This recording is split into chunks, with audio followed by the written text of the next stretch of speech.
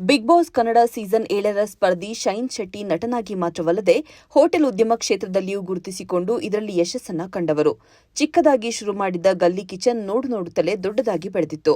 Cinema ನಾಯಕನಾಗಬೇಕೆಂದು serial ಬಿಟ್ಟು ಹೊರಬಂದವನಿಗೆ cinema ನಾಯಕನಾಗುವ ಅವಕಾಶ ಸಿಗದೇ ಇದ್ದಾಗ ಕೈ ಹಿಡಿದಿದ್ದು ಗಲ್ಲಿ ಕಿಚನ್. ಗಲ್ಲಿ ಕಿಚನ್ ಒಂದು ಫುಡ್ ಟ್ರಕ್ ಆಗಿದ್ದು ಅವಕಾಶಗಳು ಸಿಗದೆ ಕಂಗಾಲಾಗಿದ್ದ ಶೈನ್ ಕೈ ಹಿಡಿತು.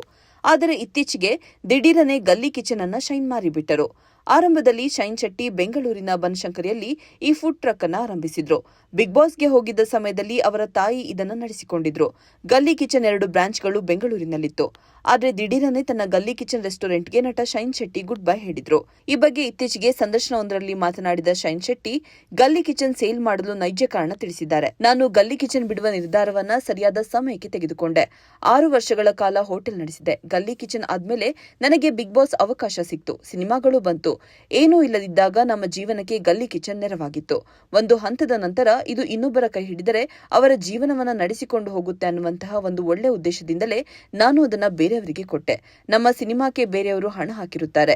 ಸಿನಿಮಾಕ್ಕೆ ಸಂಪೂರ್ಣ ಗಮನ ಕೊಡಲೇಬೇಕು. ಇದು ತುಂಬಾ ಮುಖ್ಯ ಆಗಿರುವುದರಿಂದ ಗಲ್ಲಿ ಕಿಚನ್ ಮಾರಿದೆ ಎಂದು ಶೈನ್ ಶೆಟ್ಟಿ ಹೇಳಿದ್ದಾರೆ. ಹೀರೋ ಆಗಿ ನನ್ನನ್ನು ನಾನು ನೋಡಬೇಕು ಅನ್ನೋದಕ್ಕಿಂತನೂ ನನಗೆ ಒಬ್ಬ ನಟನಾಗಿ ನನ್ನನ್ನು ನೋಡಬೇಕು, ಪ್ರಶಂಸೆ ಸಿಗಬೇಕು, ಅವಕಾಶಗಳು ಬರಬೇಕು ಅನ್ನೋದು ಜಾಸ್ತಿ ಇತ್ತು. ನಾನು ಮೊಬೈಲ್ ಕ್ಯಾಂಟೀನ್ ಬಂದ್ ಮಾಡಿದೆ ಅಂತ ಜನರು ನೆಗೆಟಿವ್ ಆಗಿ ಮಾತಾಡ್ತಾರೆ. ಶೈನ್ ಶೆಟ್ಟಿಗೆ ದುರಹಂಕಾರ ಬಂತು ಅಂತ.